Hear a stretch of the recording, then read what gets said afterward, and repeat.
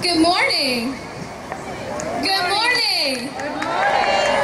Some people say, who are the environmentalists?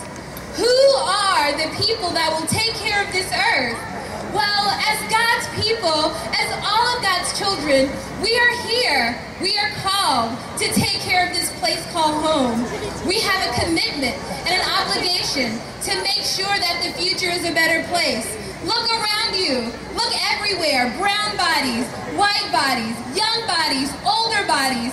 We are all called to take care of the environment.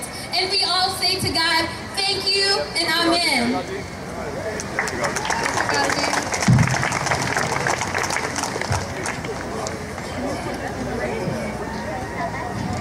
We're here because the earth is sacred and fragile. And we're the caretakers of that earth as well. I went to Kyoto, 1997, and a small group of spiritual people came together and saying, this is a religious issue, a spiritual issue. It can't be left just to the politicians or to the environmentalists or business folks. It's a spiritual people, and Jews, Christians, Muslims, Hindu, Buddhists together have been united on this issue. There's a wonderful Jewish teaching, whoever uplifts a single life is like uplifting worlds. When I was in Copenhagen, I met with what the United Nations considers the most vulnerable nation of the world. And that is a small nation that exists on 4 hemispheres. It's the nation, the Micronesian nation of Kiribati. And the minister of Kiribati said, our nation will be the first to disappear in the world. We need you to hear our story. What's happening, 2 of the islands are already covered by water. The other 2, the salt water, is heading into the groundwater. And the Minister of the Environment said, our children are dying because we have no more fresh water. The island is covered with fruit trees that have withered. They will be gone. When I went to the wind farm off the coast of Copenhagen, I sat next to the environmental minister of Bangladesh. He said there are 100,000 people in Kiribati, but there are 100 million people in Bangladesh, and we're the next most vulnerable nation. We need to act. We've seen some progress with clean energy and clean water and endangered species, but the Congress has not acted yet. We're waiting. Cap and trade is not enough. I want to imagine if the earth could speak, if God's earth could speak, the earth would say, can't you see that I am dying? Can't you see my corals are dying? My forests are clear-cut. My mountains are blasted off for coal. Can't you see what you're doing to the earth as the earth cries out to us? So what is the answer? The answer is in us as people of spirit. Whether you're a business person, whether you're an artist, a journalist, a student, a writer, use your own spirit to change today and say, I will make this commitment. I will make this covenant. I will care as well. Make your pledge today. From this day on, we are God's keepers of this earth. There's an ancient Jewish symbol of awakening.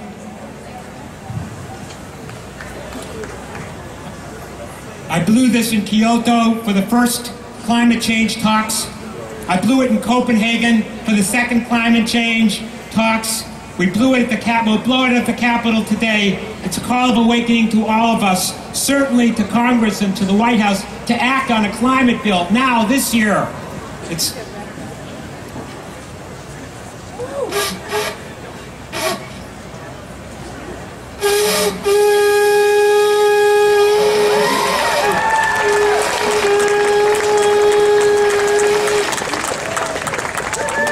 Shalom, salam. Assalamu alaikum. Peace. Shalom. Om Shanti. Sat Sri Akal. I want to get it on. Good morning, everybody. We want to say today that we thank God for 40 years of Earth Day. All right, give it up. You know, it's not by mistake.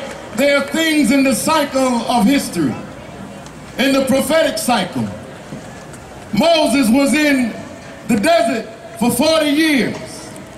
Jesus fasted for 40 days.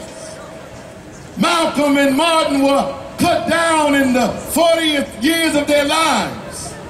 The Prophet Muhammad came to give a message after 40 years.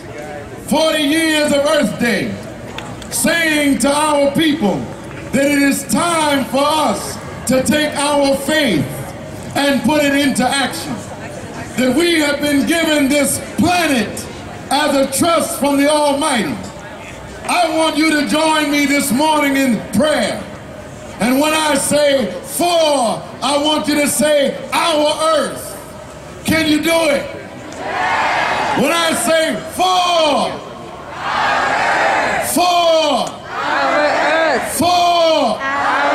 we pray that the people of our planet will find it in their hearts to become stewards of this earth. We will ask that those who live in our communities will recycle and reuse and reduce and join together in this environmental movement. We will call on our Congress and our government to enact policies that will change the direction that we are moving in.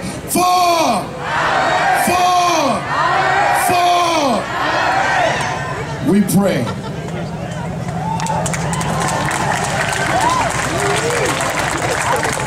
Now, how do I follow that? Brothers and sisters, good morning.